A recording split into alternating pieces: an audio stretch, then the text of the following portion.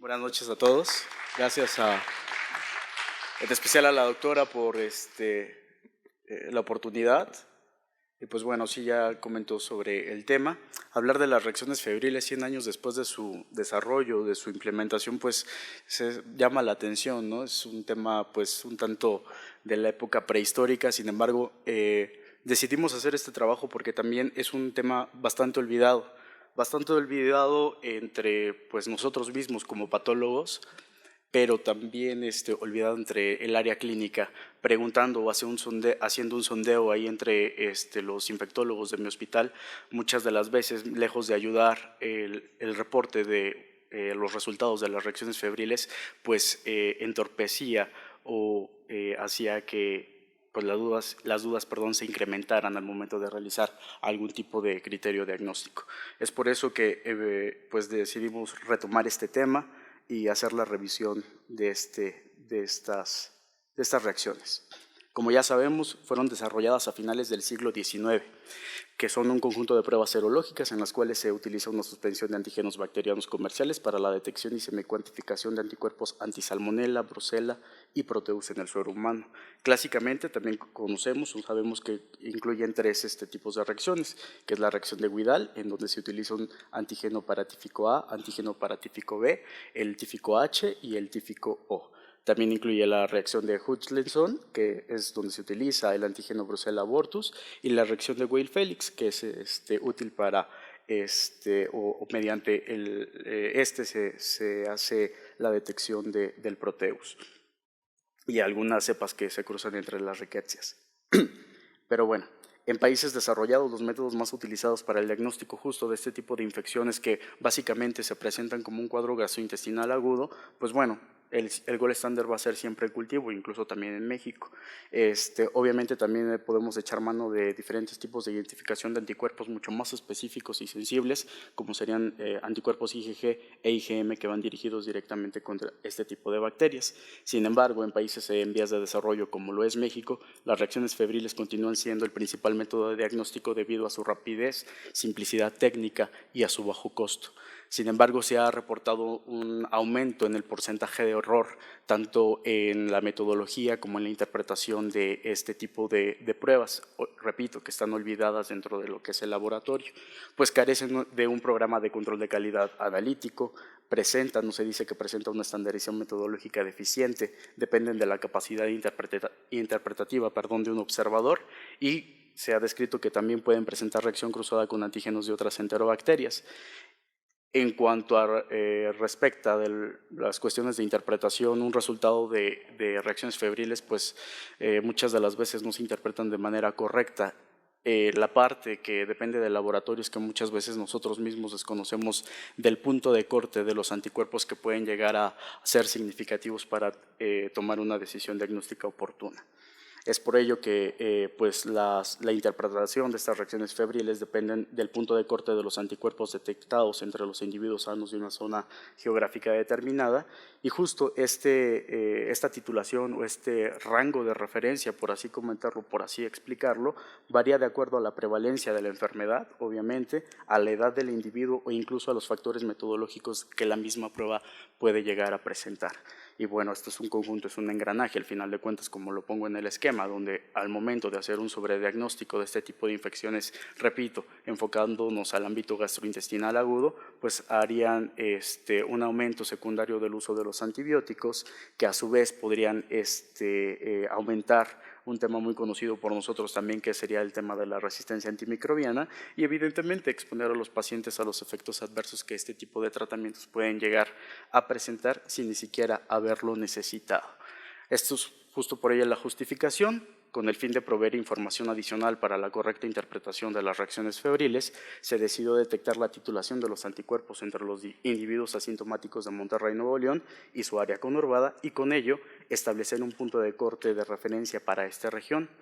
Además, con el objetivo de identificar si existen variaciones en la titulación consecuencia de la poca estandarización de la prueba, se decidió determinar el nivel de concordancia entre dos kits de antígenos comerciales actualmente disponibles en el mercado mexicano y establecer sus posibles efectos sobre el reporte de los resultados de estas pruebas, repito, a más de 100 años de su desarrollo.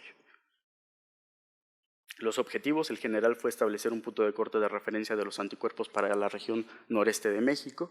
Los específicos fueron identificar la titulación de los anticuerpos detectados mediante las reacciones febriles entre la población asintomática de Monterrey, Nuevo León y su área conurbada, así como estimar la concordancia de los resultados obtenidos con 2 kits de antígenos bacterianos de la misma casa comercial, pero de diferentes lotes. Y también fue identificar el efecto que esta variación, si es que existía, podría tener en la interpretación y en el reporte de los resultados de nuestras reacciones febriles. Me regresé. El material y métodos.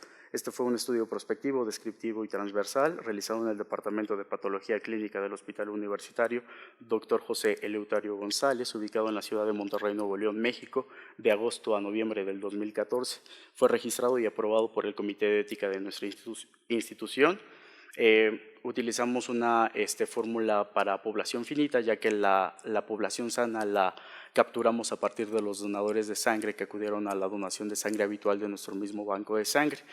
Evidentemente, nosotros decidimos utilizar esta población, ¿por qué? Porque en teorías ya pasaron por un filtro en donde se consideraron como sanos, bajo los criterios de la norma 253, en el apartado de la selección del donador, y obviamente después de la evaluación clínica, pues se determinó que estas personas estaban sanas y por supuesto asintomáticas para un cuadro gastrointestinal agudo. De tal suerte se obtuvo una muestra adicional a todas aquellas personas que accedieron a cooperar con nuestro estudio, en la cual, pues, de acuerdo a la capacidad de ir juntando las muestras, pues se decidió irlas congelando para su después o su posterior procesamiento e identificación de los anticuerpos. De manera general o ya en total se incluyó una muestra de 350 muestras de suero, que fue estadísticamente significativa para este trabajo. La determinación de la titulación de los anticuerpos se realizó por los antígenos bacterianos comerciales disponibles en la región noreste del país. Cada kit contiene 6 frascos diferentes, los cuales corresponden a cada uno de los antígenos con los cuales se hace cada reacción de aglutinación con nuestro suero muestra, y bueno, ahí están descritos cada uno de los frascos que se utilizaron en este estudio. El método que nosotros realizamos para hacer la determinación de los anticuerpos fue el método de aglutinación en placa, que está descrito en los propios insertos de los reactivos. De manera general, creo que todos dominamos el tema de cómo se hacen unas reacciones febriles, es examinar o identificar el fenómeno de aglutinación probando un suero y los antígenos comerciales disponibles. En dado caso de que la reacción sea positiva, se somete a ciertas diluciones y a través de las diluciones es como nosotros obtenemos la titulación. Repito, hicimos la prueba de aglutinación en placa. Ahora, para evitar o para hacer una detección un poquito más precisa o más exacta, decidimos hacer la visualización de la aglutinación a través del microscopio, en donde pues evaluamos la reacción, específicamente la aglutinación, en dado caso de ser positivo, pues detectar cuáles eran positivas y evidentemente detectar a qué nivel habían sido positivas. Seguimos las mismas reglas que dice el inserto de nuestros reactivos, en donde supuestamente se considera positivo el último nivel de aglutinación considerado como 2 cruces, que este es el cuadro que les presento, es el cuadro de ponderación de los grados de aglutinación hasta la cual nosotros podemos reportarlo como positivo, que en este caso corresponde a las 2 cruces y que el porcentaje de partículas aglutinantes sería el 50% de nuestra mezcla en prueba. Ahora, las muestras fueron analizadas por duplicado. ¿Por qué? Porque queríamos ver qué tanta diferencia había entre un resultado y otro, entre un reactivo y otro reactivo. A pesar de que se tratara de la misma casa comercial, la única diferencia que había entre estas dos frascos de reactivo era el lote. Entonces, de estas 350 muestras de suero, hicimos un total de 700 reacciones febriles. ¿Por qué? Porque fueron por duplicado, porque utilizamos dos tipos de reactivo diferente. Entonces, esta es la hoja de trabajo con la cual nosotros fuimos comparando y registrando los datos. Por ejemplo, aquí tenemos el suero 1 probado con el kit número 1 y también probado con el kit número 2, más o menos la dinámica de cómo estuvieron presentando las titulaciones, la diferencia de uno a otra, de acuerdo al antígeno que se estuvo examinando. Esos son los resultados entonces. Se examinaron un total de 350 muestras de suero de individuos sanos, como ya les había comentado, 92 del sexo femenino y 258 del sexo masculino, de un rango de edad entre 18 y 57 años, realizando un total de 700 pruebas de reacciones febriles en total. 29 no presentaron aglutinación con ninguno de los antígenos comerciales del kit número 1, ni con ninguno de los antígenos comerciales del kit número 2, o sea, fueron negativas con ambos kits. En este cuadro número 3 les presento la frecuencia y el porcentaje de las muestras con títulos de anticuerpos menores a 1 en 20, que dicho sea de paso son clínicamente no significativos o no son útiles este nivel de titulación. Entonces, todas estas muestras fueron las que fueron irrelevantes, con un título irrelevante, de acuerdo a las guías que se tienen descritas en la actualidad para considerar un resultado positivo. Y, por ejemplo, aquí la frecuencia de esta titulación con el con el antígeno típico fue, por ejemplo, 127, que representaría un 36.28%, con respecto al kit número 2, que fue un total de 37.14%. Más o menos es así la dinámica que se presentó con el kit número 1 y con el kit número 2 de manera general con el resto de los antígenos probados, y pues si se fijan desde aquí nos empezábamos a dar cuenta que los resultados no eran similares. Se me pasó comentar en la parte de material y métodos, la evaluación de la aglutinación fue realizada por 2 personas. Cuando nosotros detectábamos que la aglutinación era discordante entre un reactivo y otro, se corroboraba con otro observador para evitar sesgos interobservador, que al final de cuentas también está descrito. Entonces, 2 observadores deberían de coincidir con esta discordancia, cuando entonces se hacía reportable este resultado. En este cuadro número 4 les presento la frecuencia y el porcentaje de las muestras con títulos de anticuerpos mayores en 1 en 40, que empiezan a ser clínicamente significativos y a nivel estadístico también son importantes. Por ejemplo, el 63% de nuestras muestras con el kit número 1 fue positiva para la detección del anti-O tífico, contra un 62.85% del anti-O tífico que se mostró con el kit número 2. Nuevamente repito, son porcentajes similares, pero al final de cuentas no son iguales. De manera general les presento la distribución, tanto de título y porcentaje de los anticuerpos que detectamos en los individuos sanos de Monterrey y de su área conurbada, distribuidos en esta ocasión por dilución o por titulación y por especificidad antigénica detectada. En la segunda columna les muestro el kit número 1, el kit número 2, 1, 2, 1, 2, que se refiere al kit con el que se identificó ese resultado, y la dilución en la cual se observó el fenómeno de aglutinación, con los porcentajes generales que se presentaron en este estudio. Hasta aquí solamente estoy haciendo o estábamos haciendo el análisis descriptivo de los resultados que nosotros habíamos obtenido. La evaluación de la concordancia venía después. La concordancia la hicimos de acuerdo a las reglas estadísticas, utilizando la regla o la fórmula del índice de concordancia kappa. Este índice de concordancia kappa quita lo que es la probabilidad de que estos resultados haya sido una casualidad nada más de este estudio. Es una evaluación mucho más robusta, mucho más severa, por así decirlo, de la concordancia en comparación a un simple porcentaje. Entonces, el margen de error disminuye bastante y valora pues, muchas cuestiones estadísticas. Todo esto, de acuerdo a las fórmulas, saca un coeficiente o saca un índice, que es el que pongo aquí, la valoración del índice kappa, donde nos da el valor de K y la fuerza de la concordancia. Todo índice que esté por abajo de 0.6 quiere decir que tiene una concordancia pues débil o mala, por así decirlo, y todo lo que esté por arriba de 0.6 dice que tiene una concordancia buena. Y así nos fuimos resultado por resultado con el kit número 1, con el kit número 2, con el suero número 1, ver qué resultado tuvo con el kit 1, qué resultado tuvo con el kit 2 y con el antígeno utilizado. Entonces, esta fue la tabla final que nosotros obtuvimos con la fórmula estadística que les comento, en donde nos dice que dos kits de antígenos comerciales de la misma casa comercial, pero de lote diferente, tienen buena concordancia para la detección del anticuerpo típico O, buena también para el H, débil para el A, buena para el B, moderada para el Brucella y buena también para el Proteus, con el índice kappa correspondiente para cada uno de ellos.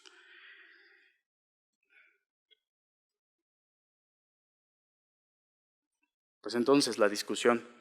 Como les comentaba, el cultivo sigue siendo el estándar de oro para el diagnóstico de las infecciones gastrointestinales de origen bacteriano. En México, su accesibilidad es limitada, haciendo de las reacciones febriles el método más utilizado en nuestro medio. Esta demostración o esta funcionalidad de las reacciones febriles se basa básicamente en la demostración del aumento de la titulación de los anticuerpos en dos muestras analizadas con un rango de diferencia de entre 10 a 14 días, cosa que no se hace. Siempre que nos piden una prueba de reacciones febriles se basan solamente en el primer resultado y no se esperan a ver esta seroconversión o a ver este aumento en la titulación de los anticuerpos. ¿Por qué? Pues porque es imposible tratar de esperarse 14 días para tener una decisión de tratamiento en ese tipo de pacientes que presentan alguna enfermedad aguda. Que es lo que les comento en esta diapositiva. Bueno, este es el primer estudio que se realiza en la región noreste de México para estimar el título de referencia de los anticuerpos, comparando además dos kits de antígenos de la misma casa comercial, pero de dos lotes diferentes. Se sabe que la variabilidad en la titulación de una misma muestra de suero evaluada en diferentes laboratorios puede ser lo bastante brusca como para interferir en los resultados. Sin embargo, aquí nosotros comprobamos que la variabilidad evaluada en el mismo laboratorio secundaria a los reactivos utilizados, pues puede ser también diferente, ¿no? Entonces, pues es uno de los nuevos datos que obtuvimos con esta investigación. Y justo lo comentamos acá, ninguno de los resultados arrojó el puntaje máximo de concordancia kappa, muy bueno, que es evidentemente el más esperado en todos los reactivos utilizados en un laboratorio clínico, independientemente del origen de fabricación. Así, a más de 100 años del desarrollo de las pruebas de las reacciones febriles, aún existen deficiencias en la estandarización de los reactivos comerciales actualmente disponibles. Este estudio mostró que una proporción significativa de individuos sanos de Monterrey, Nuevo León y de su área conurbada contiene anticuerpos capaces de reaccionar con los antígenos a títulos bastante altos, es decir, mayores de 1 en 40, cuando incluso en otras zonas mayores de 1 en 40 se empiezan a considerar positivos y sugerentes de infección. Justo por ello, de acuerdo al instructivo de uso de los antígenos comerciales utilizados y a diferentes guías de práctica clínica, con un cuadro clínico sugestivo y un título mayor de 1 en 160, se consideraría significativo de infección aguda en zonas endémicas. Por tal motivo, de la población sana, asintomática que nosotros estudiamos y que tuviera un título mayor de 1 en 160, si nos basamos en las guías actuales o en lo que dice el propio inserto de nuestros reactivos, el 48.5% de esta población estudiada sería considerada como enferma y que si coincide con un cuadro gastrointestinal agudo no necesariamente infeccioso, pues bueno, podría mal diagnosticarse o sobrediagnosticarse alguna infección aguda sin haberlo sido. Varios estudios, por lo tanto, han puesto de manifiesto las limitaciones del uso de las reacciones febriles en el diagnóstico de las infecciones gastrointestinales de origen bacteriano, justo por eso, por su falta de especificidad y de sensibilidad.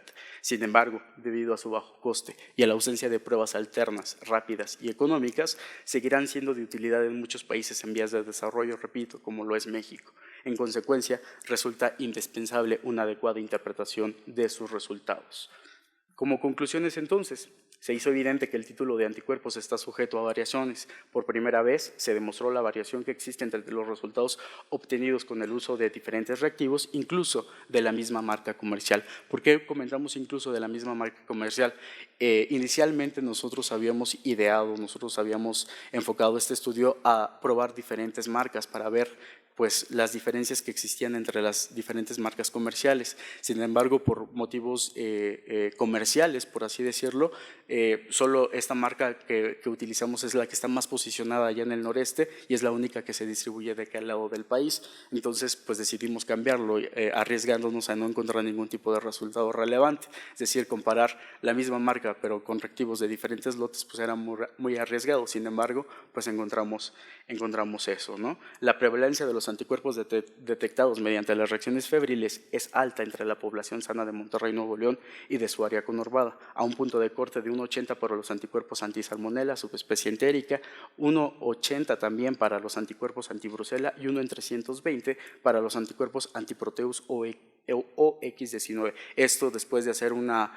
evaluación de porcentaje ponderado para alcanzar a tener los datos estadísticos específicos para obtener el punto o la titulación de corte de esta población sana, pues se encontraron estos datos al final del día, quedando de manifiesto que en esta región del país títulos altos de anticuerpos no se traducen necesariamente en infección gastrointestinal aguda de origen bacteriano. Es todo.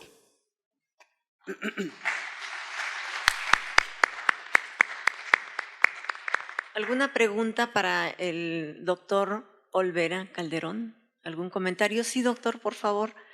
¿El químico Luque quiere comentar algo atrás? Gracias.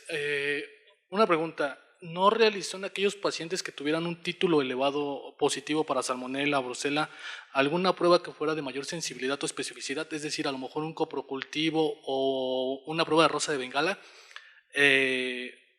La pregunta va dirigida en automático en una segunda, que a lo mejor nuestro doctor o colega que nos acompaña del INDRE nos puede apoyar un poquito. ¿Qué posibilidad existe que un paciente que sea portador asintomático de salmonella pueda presentar títulos elevados y no presentar sintomatología clínicamente? Bueno, podría responder, iniciando con la primera. No estaba dentro de nuestros objetivos el hecho de la sensibilidad o la especificidad. Básicamente queríamos sacar la concordancia que existía entre los dos reactivos y secundariamente, o a la par, el nivel de titulación en las personas asintomáticas. En este caso, pues no fue necesario, la verdad no lo consideramos pertinente el hecho de realizar algún estudio confirmatorio o más sensible, repito, porque no eran los objetivos del trabajo. Y la posibilidad de ser un portador asintomático y presentar títulos elevados, pues más bien deberíamos de pensar en qué entidad clínica o qué cuadro clínico estaríamos pensando en un portador crónico de salmonella.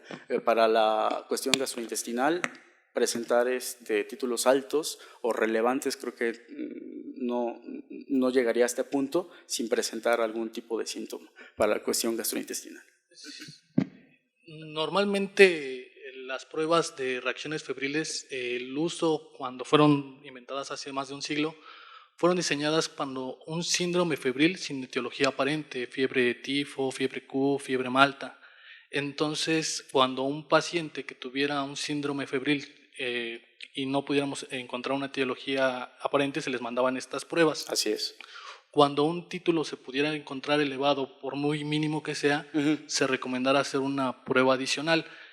Con esto podría poner un poquito en discusión que probablemente en Bruselas, que nos mencionaba que títulos de 1 a 160, pero se tratara de un paciente con un síndrome febril y clínicamente con sospechas de tomar leche bronca, etcétera, etcétera. Ajá, A lo mejor con factores de riesgo.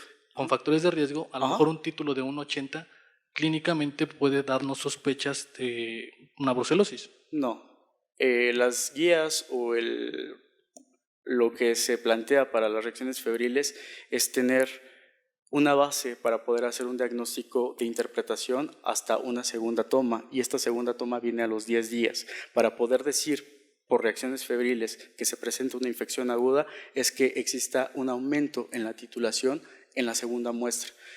Es por ello que a 100 años el valor diagnóstico de este tipo de pruebas está muy limitado, porque ni siquiera con un cuadro sugestivo de infección aguda. Más bien ahí nos iríamos a una prueba mucho más específica para confirmar o tratar de hacer una línea diagnóstica como tal. Sí, hay otra pregunta allá atrás. Por favor, Vivi.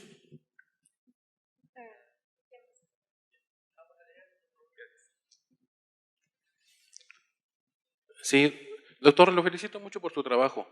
De hecho, el mexicano que más estudió lo que era la fiebre tifoidea fue el doctor Ruiz Castañeda. Después de su muerte, de ahí para acá, como usted decía, en México y en todo el mundo, nadie se ha preocupado por hacer alguna prueba que sea rápida, específica, sensible y que sea de interpretación inmediata. Seguimos hasta hoy día en todo el mundo, yo creo que no hay ningún país que se escape de ello, haciendo el diagnóstico, como usted decía, clínico, dando tratamiento y nadie espera la segunda muestra. Así es. Bueno, nada más cabe señalar que sí existen pruebas rápidas, específicas y sensibles para detectar este tipo de anticuerpos, sobre todo para hacer la diferenciación entre IgM e IgG y así poder decir si es algo agudo o crónico, algo de memoria, pero el costo es elevadísimo y básicamente ninguna institución las tiene. No las tenemos exactamente. No. Entonces esa sería la situación, por eso le felicito por su trabajo, por recordarnos esta situación precisamente de la fiebre tifoidea, que hoy día ningún laboratorio en el mundo ha hecho algo más por ella para que sea accesible a las diferentes instituciones de salud. Muchas gracias y felicidades. Gracias. Gracias, doctor Morín. ¿Hay otra pregunta allá? Sí. Buenas tardes. Primero que nada quisiera felicitarlo por su trabajo. Gracias. Yo soy estudiante de la carrera de QVP y me surgió 3 dudas.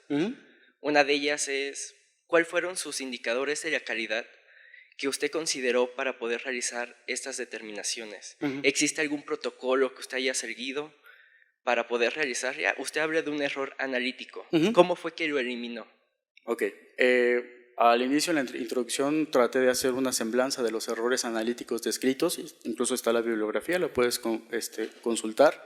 Hay uno de la CAP, si no mal recuerdo, donde evaluaron esas reacciones de aglutinación, comparando el resultado de un laboratorio y de otro laboratorio.